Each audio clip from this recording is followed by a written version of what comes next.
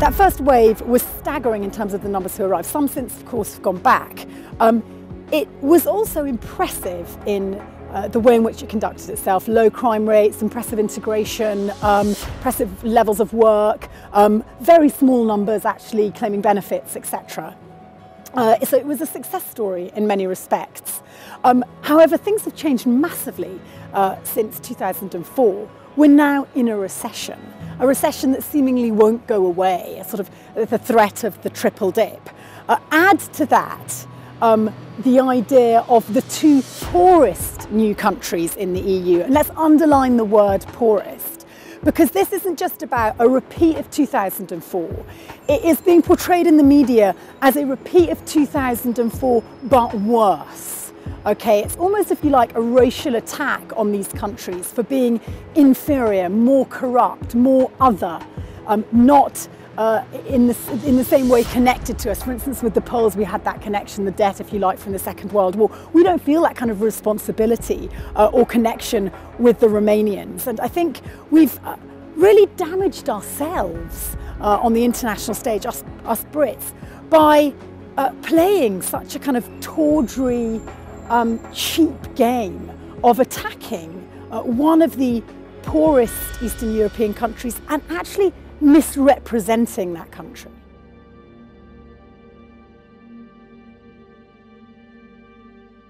First of all, let's address what the headlines are inferring, which is that this flood of disadvantaged people are going to come and sponge off us. Now, it is true that with the accession of Romania and Bulgaria to the EU, the Roma became the largest ethnic minority in the EU. The Roma, of course, a notorious history of persecution, the last people to be slaves on the European mainland, persecuted and murdered in the Second World War, are hugely disadvantaged.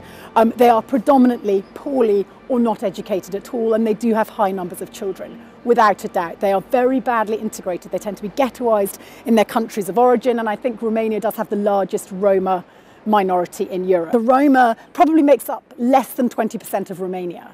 So the majority of Romania, they're Caucasian Europeans, and they are educated people. They're adept, they're talented. When I, 4 years ago, went for my ultrasound scan when I was pregnant, who was doing the scan in King's College Hospital in London? A Romanian. Our gain, their loss. That story you don't hear about. You know, the extraordinary brain drain. I think there's something like 68,000 Romanians currently in the UK. A tiny proportion of those will be Roma. The majority are taking jobs that either we're not prepared to do or we don't have the skill base to fill. Otherwise, we would have filled it ourselves.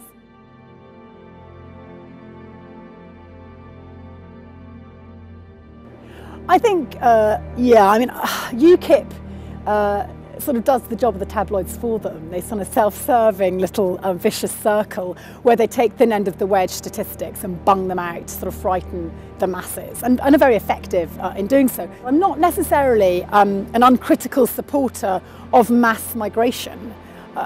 For Poland, I think in many respects it did work.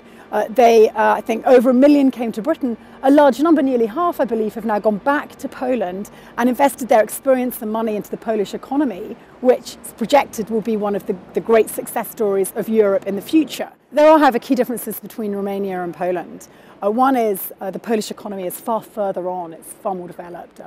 It was less smashed by the communist system, and it's been better at adapting to a democratic capitalist EU environment. Romania, on the other hand, has lost so many of its working young. 3 million. I think it's lost the Romanian diaspora proportionally is greater than any other Eastern European country. And that, of course, has really hit hard a very fragile fledgling democracy. You know, the wonderful educated young of the 1990s, the finest product of communism, the only decent product of communism, left. It's pitiful.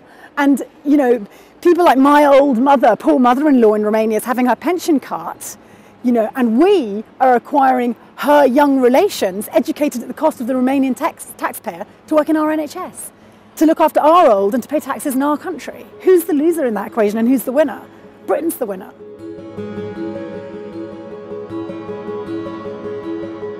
you know, proportionally, the economic migrant and what he contributes to our economy vis-a-vis what he or she takes from the economy quids in every time. They're not old, so they tend to be young workers, so they pay taxes and they deliver skills. They don't need looked after, old person's pensions and personal care, and they generally have very few children, Eastern Europeans, one per family. I think it's almost the average now, if they have any children at all. Therefore, your nurseries, your schooling, all the health that's required at either end of life, actually is pretty minimal from an Eastern European diaspora.